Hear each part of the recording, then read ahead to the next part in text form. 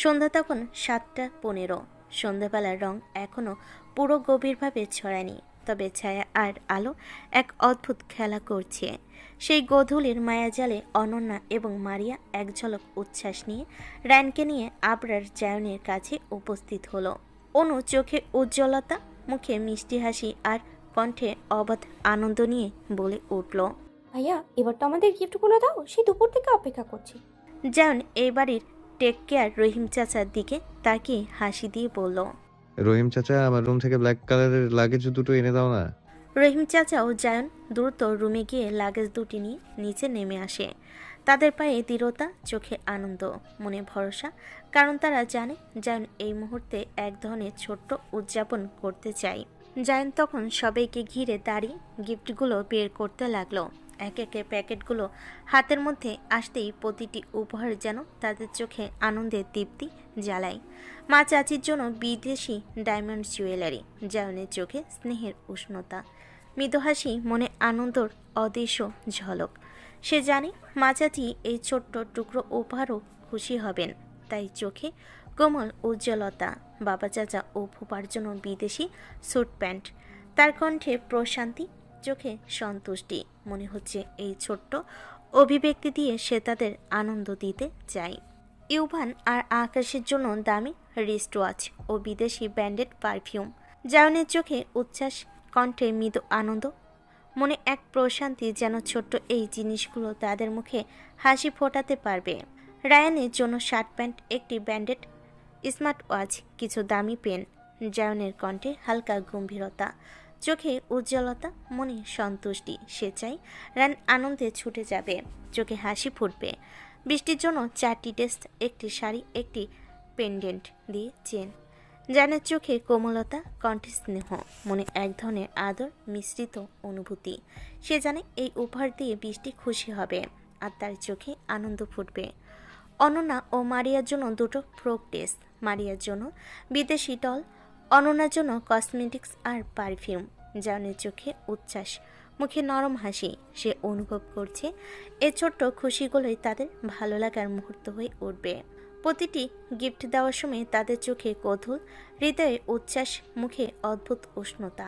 আনন্দের এই মুহূর্তে সবাই যেন এক জায়গায় মিলিত হয়ে আবেশে ছোট্ট স্রোত তৈরি করেছে।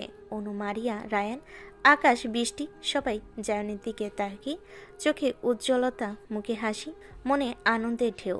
জায়নের সঙ্গে এই ছোট্ট উদযাপন তাদের মনে আনন্দের এক দ্রুতি জ্বালিয়ে দিল। সবার চোখে আনন্দের উজ্জ্বলতা, মুখে মৃদু হাসি, হৃদয়ে উচ্ছ্বাস। তাদের হাতে নতুন নতুন গিফট, কিন্তু এক কোণে দাঁড়িয়ে থাকা তিয়াসার চোখে হঠাৎ ভাঙা অনুশোচনার আভা। মুখে অজানা রঙের ছায়া নেমে এসেছে, চোখে অদৃশ্য ক্ষোভের রেখা, ঠোঁটে কোণে লুকানো অস্থিরতা। মন ভেতরে একটা প্রশ্ন ঘুরছে, আমার জন্য কি কিছু আনেনি? সে অনুভব করছে আজকের আনন্দময় মুহূর্তে তার জন্য কিছু নেই। হঠাৎ মারিয়ার কণ্ঠের কোমল উচ্ছ্বাসে ভাঙল এই নিস্তব্ধতাকে। বড় ভাইয়া, টিউ আপুর জন্য কিছু আনোনি? তার চোখে কৌতূহল, মুখে মিষ্টি হেসে ওঠার চাউনি, মনে লুকায়িত অস্থিরতা। সে জানে এই প্রশ্ন তিয়াসার মনকে সরাসরি স্পর্শ করবে। সবার নজর তখন তিয়াসার দিকে চলে আসে। মেহজাবিন বেগমের কণ্ঠে আসে স্নেহ আর হালকা মৃদু ব্যঙ্গের মিশ্রণ। কিরে জায়ন, মেজো আম্মুর জন্য কিছু আনিসনি? তার চোখে কোমল উদাসীনতা, মনে হালকা আশ্চর্য, তবে মুখে মিষ্টি হাসি। তিনি জানেন এই মুহূর্তে তিয়াসার অনুভূতির সবচেয়ে স্পর্শক। জান তখন তিয়াসার দিকে তাকে হালকা হাসি ছাড়ে, তার চোখে মৃদু উজ্জ্বলতা, কণ্ঠে আনন্দ, মনে স্বস্তি, একদম শিশুর মতো সরল খুশি। একটু গা জ্বালানো হাসি দিয়ে বলল, না, তোমার মেজো আম্মুর জন্য কিছু আনিনি। সে তো আমার সঙ্গে কখনো কথাই বলেনি। আমি তো ভুলেই গেছিলাম আমাদের বাড়িতে আরেকটা পিচ্চি আছে। জানের এই কথা বলার সময় চোখে দুষ্টামি, ঠোঁটে ছোট্ট হাসি, মনে ছোট্ট স্নেহ, যেন অনিচ্ছায় এক অদ্ভুত আনন্দের মুহূর্ত তৈরি হচ্ছে। তিয়াসার চোখ জ্বলে ওঠে, চোখে ক্ষোভের অদৃশ্য রেখা, ঠোঁট গটগট করে কষে চেপে ধরেছে রাগ। তার মনে অস্থিরতা, কিন্তু মুখে শক্ত সংকল্প। লাগবে না আমার আপনার কোনো গিফট। আমার অনেক গিফট দেওয়ার লোক আছে। বড় আব্বু আমাকে গিফট দেবে, তাই না বড় আব্বু? মনের গভীরে এক ধরনের প্রতিরোধ আর আত্মসম্মান, চোখে অদৃশ্য চঞ্চলতা, মুখে ছোট্ট চেপে থাকা হাসি। প্রান্তিক চৌধুরী সাহেব তিয়াসার কথায় খুশি হয়ে হেসে বলেন, হ্যাঁ আম্মু, আমি তোমায় গিফট কিনে দেব। তার চোখে আনন্দ, কণ্ঠে স্নেহময় উচ্ছ্বাস, মনের সন্তুষ্টি। মেয়ের খুশি দেখে তার মন ভরে যায়। মেহজাবিন বেগমও চুলের কানের কাছে এক সামান্য খেয়াল রেখে বলেন, হ্যাঁ রে বাবা, তোর কোনো কাণ্ডজ্ঞান নেই? তুই সবার জন্য আনলি, ওর কি খারাপ লাগছে না এখন? দিউ মামুনি, তোমায় আমি গিফট কিনে দেব। মুখে কোমল হাসি, চোখে মৃদু উষ্ণতা, মনে সন্তুষ্টি। এই মুহূর্তে তিনি সন্তুষ্ট যে সকলের মন খুশিতে ভরে উঠেছে। সে মুহূর্তে তিয়াসের চোখে হালকা উজ্জ্বলতা, মুখে বিজয় হাসি, ধীরে ধীরে গর্ব আর আনন্দের ছাপ। সে ধীরে ধীরে জায়নের দিকে মুখ বাঁকিয়ে উপরের দিকে চলে যায়। মনে আনন্দ, চোখে উজ্জ্বলতা, হালকা অস্থিরতা মিশে একসাথে ফুটে উঠেছে। এই দেখে জ্যান মুচকি মুচকি হাসছে। তার হাসি যেন নিঃশব্দে ঘরে ভরিয়ে দিচ্ছে আনন্দের ঝলক। চোখের কোণ হালকা উজ্জ্বল, মনে একটা শান্তি আর আনন্দের মিশ্রণ। সে হাসছে কেবলমাত্র মুহূর্তের আনন্দে নয়, বরং তার চারপাশের মানুষদের সুখ উচ্ছ্বাস দেখেও। শরীরের ভঙ্গি হালকা শিথিল, কণ্ঠে একটি মৃদু শান্ত ঝাঁকুনি, মনে এক ধরনের নিখুঁত সান্ত্বনা। যেমন একটু পর ইউভিকে বলে উঠল, চল পুরনো পঙ্গপালদের সঙ্গে দেখা করে আসি। ওদের সঙ্গে দেখা না করলে আবার বম ব্লাস্ট করবে। আকাশ, তুইও চল আজকে, এই কদিন এখানেই থাকবি। যেমন এর কণ্ঠে মিশ্রিত উত্তেজনা আর মজা, চোখে এক উজ্জ্বল চঞ্চলতা, মনে ঝরছে পুরনো স্মৃতি আর বন্ধুত্বের উষ্ণতা, যা দুর্দেশও মিলান হয়নি। শরীরে ছোট্ট এক উত্তেজনার কম্পন, যেন সে প্রায় ছোট ছদ্ম বুদ্ধিতে বন্ধুদের সঙ্গে হট্টগোল করতে প্রস্তুত। তারপর যেন আয়েশা বেগমকে উদ্দেশ্য করে বলল, ফুপ্পি, তোমরা তো থাকবে না, আকাশকে রেখে দিচ্ছি কদিন। মুখে হালকা হাসি, চোখে এক রকম শান্ত নিশ্চয়তা, মনে নিরাপত্তার অনুভূতি যে কেউ বা কিছুর জন্য আকাশকে চিন্তা করতে হবে না। শরীরের ভঙ্গি থেকে বোঝা যায় সে দৃঢ় ও সাবধানভাবে মৃদু আনন্দে উদ্দীপিত। আয়েশা বেগমও হ্যাঁ সূচক সম্মতি জানিয়ে দিলেন। চোখে সন্তুষ্টি, মুখে মৃদু হাসি, মনে শান্তি এবং আনন্দ। পরিবারের ছোটখাটো কার্যক্রম সঠিকভাবে সম্পূর্ণ হওয়ার খুশি। তিন ভাই বাইক নিয়ে বেরিয়ে পড়ল যেন এর পুরনো বন্ধুদের সঙ্গে দেখা করতে। মনে উত্তেজনা, চোখে এক সতর্ক উজ্জ্বলতা, মুখে হাসির ঝলক। বিদেশে থেকেও বন্ধুত্বের সেই উষ্ণতা আর মধুরতা যেন একইভাবে রয়ে গেছে। শরীরে এক ধরনের প্রফুল্ল উদ্দীপক অনুভূতি, যা দূরত্ব ও ব্যস্ততা কখনো মিলান করতে দেয়নি। টঙের চায়ের দোকানের সামনে দাঁড়িয়ে আছে আহান, সাগর, পলাশ আর নাজিম। তাদের চোখে আনন্দ, মুখে খোলাখুলি হাসি, মনে এক রাস অনুভূতি, যেন পুরনো বন্ধুত্বের স্পন্দন আবার নতুন করে জেগে উঠেছে। শরীরে সেই উত্তেজনার কম্পন, হালকা হাসি আর হেসে ওঠার প্রলেপ। জায়নকে তো দেখেই তাদের হাসি আর একরাশ অনুভূতি জড়িয়ে পড়ল। মুখে খোলাখুলি হাসি, চোখে উষ্ণতা, মনে স্নেহ মিশ্রিত আনন্দ। পুরনো বন্ধুর সাথে দেখা হওয়ার খুশি। ইউভি আর আকাশের উদ্দেশ্যে তারা বলল, কি ছোট ভাই, কি খবর তোমাদের? সব ঠিক তো? চোখে আগ্রহ, কণ্ঠে স্বাভাবিক উচ্ছ্বাস, মনে বন্ধুত্বের নিখুঁত স্পর্শ। শরীরে ছোট্ট উত্তেজনা ঢেউ, হাতের ভঙ্গিতে বন্ধুত্বের স্বচ্ছন্দতা।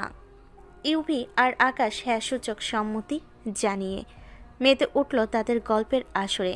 চোখে আনন্দ, মুখে উচ্ছ্বাস, মনে বন্ধুত্বের উষ্ণতা। শরীরের প্রতিটি অঙ্গের ভাষা, হাতের অঙ্গভঙ্গি, হালকা লাফানো, এসব কিছুর মধ্যে হাসি ঠাট্টার মিলন। এই পাঁচ বন্ধুর মধ্যে জায়ন আর নাজিমি অবিবাহিত, আর আহান, সাগর, পলাশ আগেভাগে বিয়ে করেছে। মনে এক ধরনের শান্ত আত্মবিশ্বাস, চোখে নীরব আনন্দ, মুখে হালকা হাসি। এতে বন্ধুত্বের সম্পর্কের প্রেক্ষাপট স্পষ্ট। সাগর জায়নের উদ্দেশ্যে একটু ঠাট্টা সুরে বলল, কি মাম্মা, দিল্লির লাড্ডু খাওয়ার জন্য রেডি তো? মুখে উচ্ছ্বাস, চোখে হাসির ঝলক, মনে উত্তেজনা আর খুনসুটি। এক ছোট্ট মজার প্রতিযোগিতা। যেন বাঁকা হাসি দিয়ে এক কথায় জবাব দিল, লাড্ডু খাবো বলেই তো ফিরে আসা। তোরা তো খেয়েছিস, এখন আমি একটু টেস্ট করে দেখি। এরপর নাজিম, তারপর আমাদের ইউভি আর আকাশও টেস্ট করবে। কি বলিস তোরা? ব্যাস, এভাবেই হাসি ঠাট্টার মধ্যে তাদের সময় কেটে গেল। মনে আনন্দ, শরীরে হালকা উদ্দীপনা, মুখে খোলাখুলি হাসি, যেন একটি ক্ষণিকের স্বর্গীয় মুহূর্ত বন্ধুত্বের আড্ডার মাঝে স্থায়ী হয়ে গেল। রৌদ্রমাখা সেই ঝলসানো দুপুরে সেন্টারের বাইরে দাঁড়িয়ে আছে বাইকের সঙ্গে হেলান দিয়ে আকাশ। ফোনটা হাতে নিয়ে কিছু স্ক্রল করছিল। হঠাৎ ফোন স্ক্রিনের উপর জায়ন ভাইয়ের নাম ভেসে আসে।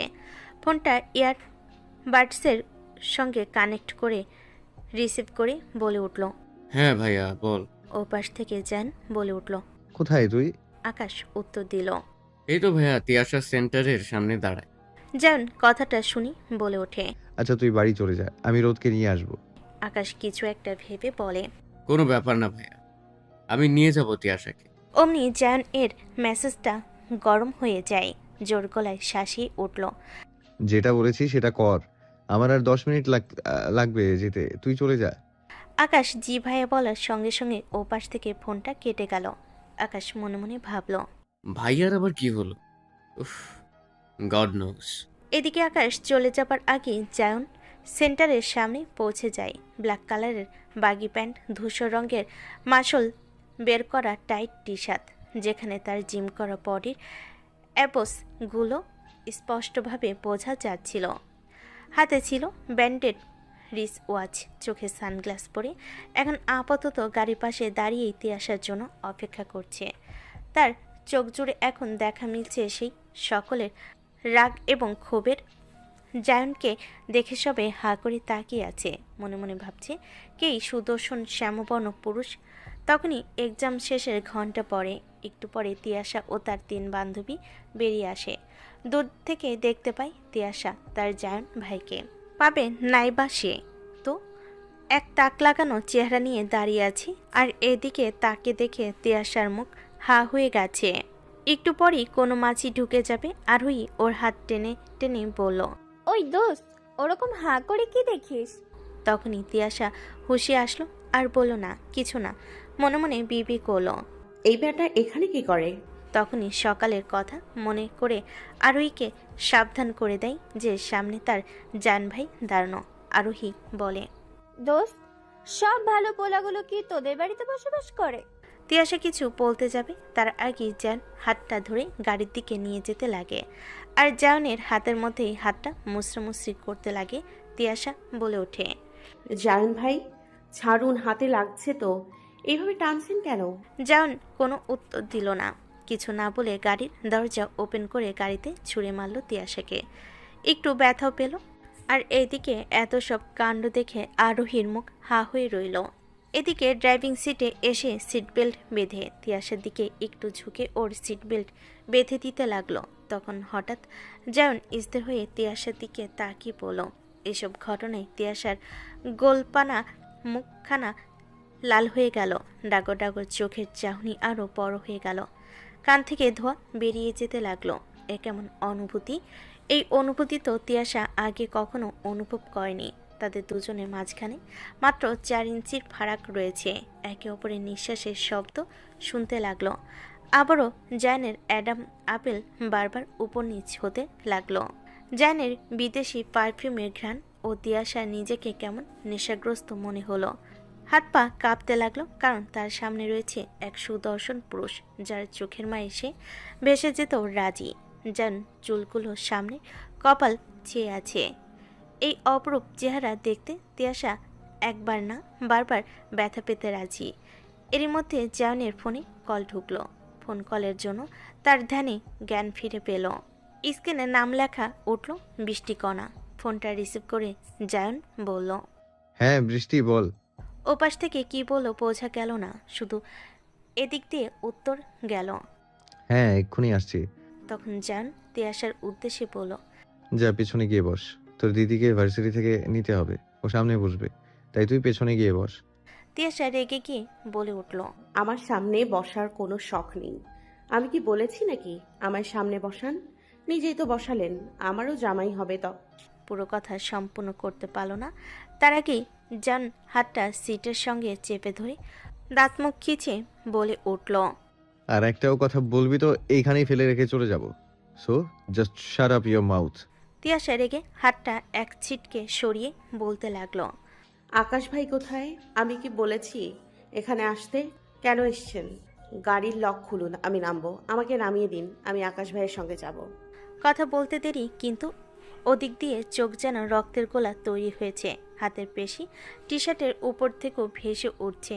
এই অবস্থায় তিয়াশার ছোট্ট গোল গোল মুখটা এক হাত দিয়ে চেপে ওর সঙ্গে দাঁত পিষিয়ে বলতে লাগলো। কেন ওকে জড়িয়ে ধরে বসতে পারবি তার জন্য? পিচ্ছি পিচ্ছির মতো থাকবি। বেশি বড় হওয়ার চেষ্টা করিস না রোদ, তাহলে আমার থেকে তোকে কেউ বাঁচাতে পারবে না। ভুলে যাস না তোর বয়সটা, আর তুই কার সামনে বসে মুখে মুখে তর্ক করে যাচ্ছিস। তোর থেকে 12 বছরের বড় আমি। So mind it, just be alert. তিয়াশার মুখটা জায়নের হাত থেকে ছাড়িয়ে কিছু না বলে মুখ ঘুরিয়ে পিছনে গিয়ে বসলো আর বিড়বিড় করে বলতে লাগলো। এসছে। আমার 12 বছরের বড়। হ্যাঁ জানি, বাঘের বাচ্চার সামনে বসে আছি। আর কোনো ট্রু শব্দ করলো না দুজনে কেউ। এদিকে লুকিং মিররটা একটু সাইডে করে আর চোখে রোদকে দেখতে লাগলো। রোদ গাড়ির জানালার পাশে মাথা নিচু করে বসে আছে। তারপর বৃষ্টিকে ভার্সিটি থেকে নিয়ে বেরিয়ে গেল। বৃষ্টি জায়নকে জিজ্ঞেস করলো। কি হয়েছে ওর? জায়ন বলে ওঠে। ওর মরার পাখনা গজিয়েছে, সেই পাখনাগুলোকেই ছাঁটাই করতে হবে, তাই চুপচাপ বসা। এই শুনে তিয়াশা আরও রেগে গেল, তাও কোনো প্রতিক্রিয়া দেখালো না। তারপর গাড়ি এসে চৌধুরী বাড়ির সামনে দাঁড়ালো। অমনি রোদ কিছু না বলে তিয়া গাড়ি থেকে নেমে এদিক ওদিক তাকিয়ে ভেতরে চলে গেল। এদিকে বৃষ্টি বনে কাণ্ড দেখে হাসতে শুরু করে। যেন মুচকি হাসি দিয়ে মনে মনে আওড়ালো। This girl, Monday will make me crazy. ঘরের ভেতর প্রবেশ করলো যেমন বৃষ্টি, দুজনে একসঙ্গে। মেজাবিন বেগম বলে উঠলেন। ও মেজো, বড় আম্মু আর বাবুকে একসঙ্গে আসতে দেখে দেখ বুক জুড়িয়ে যাবে। মাশাল্লাহ। তখনই সিঁড়িতে উপরে উঠে যাচ্ছিল তিয়াশা। কথাটা কানে আসতেই দাঁড়িয়ে পড়ে। পেছন ফিরে তাকাতে জায়নের সঙ্গে চোখে চোখ পড়ল। জায়ন মুখটা ঘুরিয়ে তার মায়ের সঙ্গে কথা বলতে লাগলো। তিয়াশা উপরে গিয়ে দরজা বন্ধ করে দিল। বৃষ্টিরও একটা কল আসাতে উপরে চলে গেল। সোফায় বসে রিমোট নিয়ে মারামারি করছে রায়ান আর অনু। দুপুরে খাবার খেয়ে যে যার মতো রুমে বসে আছে। তখন তিয়াশা তার নতুন ল্যাপটপ থেকে একটা নিজের ফেসবুক আইডি ওপেন করলো। নিজের নাম দিয়ে তিয়াশা রোদ চৌধুরী। বাড়ির থেকে করা আদেশ এসএসসি এক্সামের রেজাল্ট দেওয়ার আগে পর্যন্ত নিজের কোনো পার্সোনাল ফোন পাবে না, তাই ল্যাপটপ দিয়ে কোনো মতে একটা আইডি বানালো। পাশে রুমে হাতে ফোন নিয়ে স্ক্রল করছিল। হঠাৎ ফেসবুকের সাজেশনে অ্যাড ফ্রেন্ডের নোটিফিকেশন আসে, তিয়াশা রোদ চৌধুরী। এটা দেখে জানের মেজাজটা গরম হয়ে যায়। অমনি উঠে রোদের রুমে উদ্দেশ্যে যেতে লাগে। একটু পর রোদের দরজায় নক করার রোদ দরজাটা খুলে দেয়। অমনি এক আওয়াজ আসে, ঠাস। পুরো ওইটুকু খানি মুখে যেন বাঘের থাবা পড়ল। অমনি রোদ মুখ সাইড দিয়ে চেপে ভ্যাভ্যা করে কেঁদে দিল। কেঁদে কেঁদে বলল, আমি কি করেছি? এত জোরে মারলেন কেন? চিৎকার করে পালাতে লাগলো। ও বড় আম্মু, তোমার ছেলে আমাকে মেরে ফেললো গো। জান দু আঙ্গুল দিয়ে কপালে হাত দিয়ে বিড়বিড় করলো। Damn it! তিয়াশার কান্নায় বাড়ির সবাই এক জায়গায় হয়ে গেল।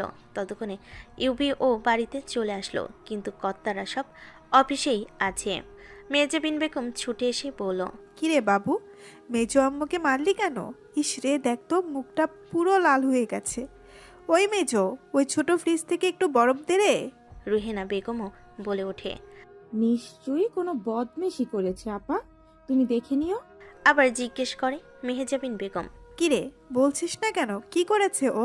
তখনই যান সকালের উদ্দেশ্যে ফোনটা দেখিয়ে বলে, তোমার মেজো আম্মু নাকি এক্সাম চলছে আর পড়াশোনা বাদ দিয়ে ফেসবুকে আইডি খুলেছে, তাই আমি মেরেছি। অমনি রুহেনা বেগম তেরে এসে পিঠে দিল 2-3টা চর। অসভ্য মেয়ে, পড়াশোনা বাদ দিয়ে তুই এসব করে বেড়াচ্ছিস? তোকে জায়ন একটা কেন, আরো কটা চর মারলে খুশি হতাম। তিয়াশা কান্না করতে করতে জোরে জোরে সারা বাড়ি এক করে চেঁচাতে লাগলো। বড় আম্মু বাঁচাও, ছোট আম্মু বাঁচাও, আপু বাঁচা প্লিজ, ভাইয়া আম্মুকে থামাও, নইলে আমায় মেরেই ফেলবে। তখন ইউভি সামনে এসে বলে, তোকে কে সাহস দিয়েছে সেটা বল আগে তুই। আম্মু, আজ তুমি যত ইচ্ছা বকো, মারো, আমি বাঁচাবো না আজকে তোকে। তারপর অনন্যার উদ্দেশ্যে চোখ গরম করে বলল, আর তোকেও বলে দিচ্ছি, এসএসের আগে যদি এইসব ছাইপাশ ভস্য ওপেন করেছিস, সেই দিন আমি তোকে সাহায্য করব, মনে রাখিস। অনন্যা মুখ বুঝে বলল, আমি কি করেছি? ইউবি কথা বলল, একদম চুপ, মুখটা জাস্ট বন্ধ রাখবি। টিউশনের পরে কালকে যে ফুচকার দোকানের সামনে হাসাহাসি করছিলি, তোকে না বলেছিলাম সোজা বাড়ি আসবি আর যাবি? এই শুনে বাড়ির গৃহিণীরা সব হা হয়ে গেল। অনুর চোখ ছানা বড় হয়ে আছে আর মনে মনে আওড়ালো, শালা হিটলার, সকলের চোখ সব টেনে পেয়ে যায়। ইউবি সুরায়া বেগম এর উদ্দেশ্যে বলল, ছোট মা, বাইরে টিউশন বন্ধ, কাল থেকে ওকে আর রায়ানকে বাড়িতে পড়াতে আসবি। এবার সুরায়া বেগম শুরু করলো, এই মেয়ে, কালকে কিনা আমায় বলে স্যার লেট করে পড়িয়েছে। দাঁড়া, তুই এই বলতে বলতে এবার অনুর মুখেও দুটো থাপ্পড় পড়ল। জায়ন বলে উঠল, মেজমা, ছোট মা, থামো। বৃষ্টির উদ্দেশ্যে বলে উঠল। যা ওদের ঘরে নিয়ে যা। বৃষ্টি ওদের নিয়ে উপরে যেতে লাগলো। আর রোদ রাগে রাগে সঙ্গে সঙ্গে দাঁতে দাঁত পিষিয়ে জায়নের দিকে তাকিয়ে বিড় করে বলল, বাঘের বাচ্চা নিজে মেরে আবার মারও খাওয়ালো, এখন আবার ঢং করে বলছে উপরে নিয়ে যা, শালা ইবলিশ। জায়ন বাঁকা হেসে মনে মনে বলল, you are so interesting baby girl. চুপি চুপি চৌধুরী বাড়িতে কেটে গেছে প্রায় অনেকগুলো দিন। সময়টা খুব বেশি কিছু বলে যায়নি, আবার একেবারে নীরবও ছিল না। সকালের ভেতর ছিল বেলার হাঁসফাঁস, বিকেলের রোদে ভেসে বেরিয়েছে হাসির আওয়াজ, আর কতগুলো যেন জমা রেখেছে কার কার চুপ করে চেয়ে থাকা চোখের ভাষা। কিন্তু কালের হিসেবে কিছু অনুভব থেকে যায়, যেগুলো দিনের শেষে চুপ করে বসে থাকে সিঁড়ির ধাপে। প্রতিটা ধাপে কারণ নিঃশ্বাসের সাথে যেন জমে উঠছে না বলা কথা, অদ্ভুত এক টান। এই কয়দিনে তিয়াশা আর জায়ন এর মধ্যে তেমন কোনো কথা হয়নি। জায়ন নিজে থেকে তিয়াশাকে উপেক্ষা করে চলেছে, আর তার মনের ভেতরে কোথাও একটা নতুন অনুভূতি কুঁকড়ে উঠছে, কিন্তু সে নিজেই চেষ্টা করছে সেটা উপেক্ষা করে যেতে। নিজে থেকেই সে যেন ইচ্ছে করে চোখ ফিরিয়ে নিচ্ছে, নিজের মনকে উপেক্ষা করে ভবিষ্যতে এর নিয়তিকে গ্রহণ করে নিয়ে বৃষ্টির সঙ্গে সময় কাটানোর চেষ্টা করছে। আর এদিকে তিয়াশার এক্সামও প্রায় শেষ, আর একটা এক্সাম বাকি আছে। এরই মাঝে বদলেছে অনেক কিছু, মনের মাঝে কিছু যেন জমে ভার হয়ে আছে। তার এই কিশোরী বয়সে যে অনুভূতি আবির্ভাব ঘটেছে, তার নাম তার নিজেরও জানেনি, কিন্তু জায়নের সেই উপেক্ষা, অবজ্ঞা, চোখে সেই অনাগ্রহ তিয়াশার মনের আবেগের এর পরিমাণ আরও বাড়িয়ে তুলেছে। বুকের মধ্যে জমা হয়েছে এক নতুন বেদনাদায়ক ব্যথা। তার এই সব অনুভূতি নিয়ে জড়িয়ে আছে তার নিত্যই জায়ন ভাই, তার নিজের আপন আপুর বাগদত্তা। মনে মনে ভাবতে লাগলো, না, তারই কিশোরী মনের যে অনুভূতি তৈরি হয়েছে, এটা অনুভূতি নয়, এটা হারাম, এটা পাপ। কিন্তু এই পাপকে সে উপেক্ষা করবে কি করে? তার এই মনের মাঝে যে জটিল ঝড় বয়ে চলছে, এই ঝড়ের কথা সে তার বেস্ট ফ্রেন্ড আরোহীকেও জানিয়েছে। সে জানিয়েও মরেছে, কারণ যখনই আরোহীর সঙ্গে দেখায় তখনই মজা করে বলে, এই তো সেদিন তার আম্মুর ফোন করে কথা বলাকালীন কত মজা ওড়ালো তিয়াশার। আজ শুক্রবার, ছুটির দিন, সবাই মিলে আজ বাড়িতে আছে। সকাল সকাল পরিবারের সব মেম্বাররাও নাস্তার টেবিলে বসে পড়েছে। পরিবেশন করছেন রোজ কারের মতো বাড়ির গৃহিণীরা। সবাই মিলে সিদ্ধান্ত নেওয়া হয়েছে আজকে দুপুর আবরার জায়ন এর বৃষ্টির বিয়ের দিন তারিখ ঠিক করা হবে।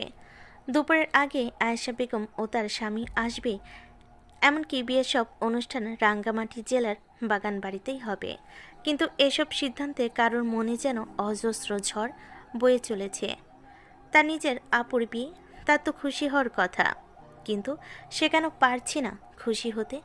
গলার কাছে কিছু বাজছে, খেতে পারছে না, কিন্তু কেন? এরই মাঝে পনই আলী তার ছোট মেয়ে তিয়াশার উদ্দেশ্যে বলে উঠল, আম্মু, কি হয়েছে? কিছু খাচ্ছ না কেন? শরীর খারাপ লাগছে? বলো আমায়। এদিকে মেহেজাবিন বেগম বলে উঠলেন, মেজো ভাই আজ প্রায় অনেক দিন ধরেই ওর খাওয়া দাওয়ার এরকম অবস্থা। মেয়েটা এমনি এত রোগা পাতলা, তার উপর কিছুই খায় না। এদিকে জায়নের চোখে কিছুই এড়ালো না। সে রোজ রোদের সব কিছুতে নজর রাখে, কিন্তু আজ গুরুগম্ভীর আওয়াজ করে বলে উঠল। মেজমা, মেজমা, ছোট মা রোদ না খাইতে চাইলে জোর করে খাওয়াবে। যতক্ষণ না খাবার শেষ করবে ততক্ষণ বসিয়ে রাখবে। এদিকে রোদ চুপচাপ সব শুনছে আর কোনো দিকে না তাকিয়ে তার আব্বুর উদ্দেশ্যে বলল, না আব্বু, আমি ঠিক আছি। তারপর সে বলে উঠল, আব্বু, আজ একটু দুপুরে সে আরোহীদের বাড়ি যাব। আমরা দুজনে একসঙ্গে ওদের বাড়িতে পড়বো। যাবো আব্বু? পনই আলী কিছু বলতে যাবে তার আগে জান কিছু একটা ভেবে বলে ওঠে, কোনো দরকার নেই। পড়তে হলে বাড়িতে বসে পর, ওকে ডেকে নিয়ে আয়। তোর যাওয়া হবে না। তিয়াশা উত্তর দিল, আমি তো আব্বুকে জিজ্ঞেস করেছি আব্বু। বড় আব্বু প্লিজ, যাই না আজকে, বাড়িতে অনেক লোক আসবে, আমার পড়া হবে না। এদিকে এই কথা শুনে জায়নের মনে মনে রাগ উঠে গেল। রুহিনা বেগম বলে উঠলেন, জান বাবা ঠিকই বলেছ, তোর পড়ার হলে তুই বাড়িতে পড়। তারপর প্রান্তিক সাহেব বলে উঠলেন, আচ্ছা বৌমা, তোমরা থামো না। ও যেতে চাইছে যাক। আর হ্যাঁ, তো বিয়ের কথাবার্তা হবে, ও ছোট মানুষ, থাকার কোনো দরকার নেই। তারপর আবার বলে উঠল, মা যা তুই, আবরার তোকে দিয়ে আসবে।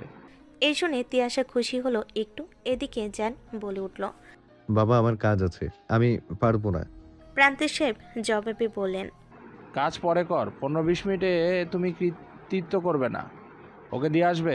এবার আর জান না করতে পারল না। এর মধ্যে ইভু তার বড় আব্বু চাচার উদ্দেশ্যে বলল, বড় আব্বু, আব্বু আমাকে 2টা দিনের জন্য রাঙামাটি যেতে হবে। যেহেতু অনুষ্ঠান ওইখানেই হবে, তাহলে আমি আর আকাশ গিয়ে দেখে আসি। এই 2 দিন না হয় ভাই অফিসটা একটু দেখুক, ভাইয়ের তো এদিকে প্রয়োজন। আমি ভাইয়ের সঙ্গে আলোচনা করে নিয়েছি, এবার আপনারা যদি অনুমতি দেন। প্রান্তিক সাহেব বলে উঠলেন, বেশ, তো খুবই ভালো সিদ্ধান্ত। এই সুযোগে জায়ন অফিসটা দেখে নেবে। সবাই আবার খাওয়া শুরু করলো।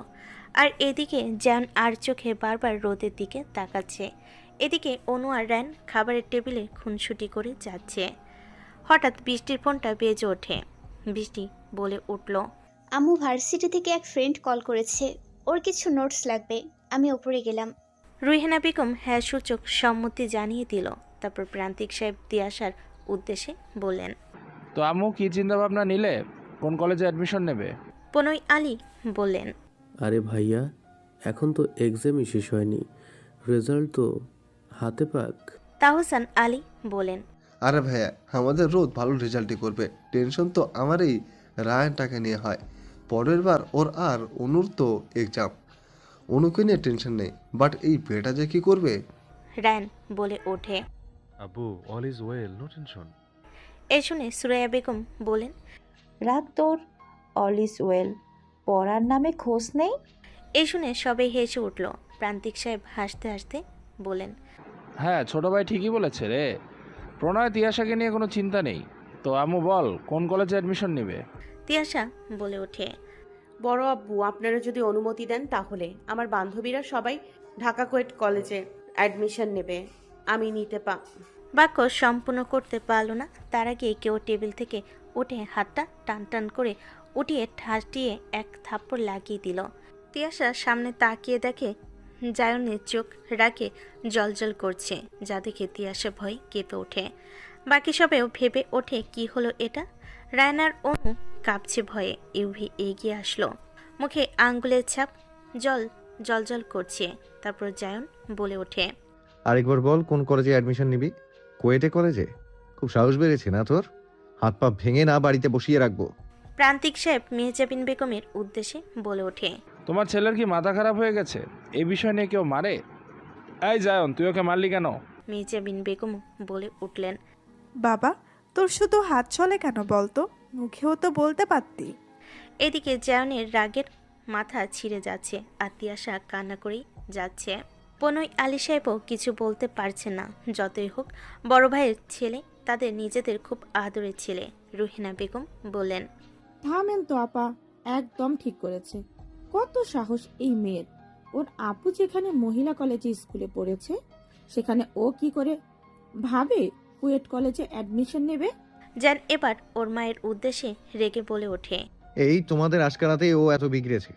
ওর চিন্তায় আসলো কি করে? সাহস কত বেড়েছে চিন্তা করেছো? কে কোথায় অ্যাডমিশন নিল বা না নিল আমার জানার দরকার নেই। ও যেন মহিলা কলেজে অ্যাডমিশন নেয়, এই আমি বলে রাখলাম। এটা চিৎকার চেঁচামেচিতে বৃষ্টিও নিচে চলে আসে। জায়ান তারপর ইউভির উদ্দেশ্যে বলে, তোর বোনকে এখন শুধরাতে বল, সাবধান হতে বল, আর উপরে আয়। ইউভি জবাব দিল, জি ভাইয়া। জায়ান গটগট করে উপরে চলে যায়। এদিকে রোদ ভ্যাঁ ভ্যাঁ করে কেঁদে যাচ্ছে। শ্রেয়া বেগম বলেন,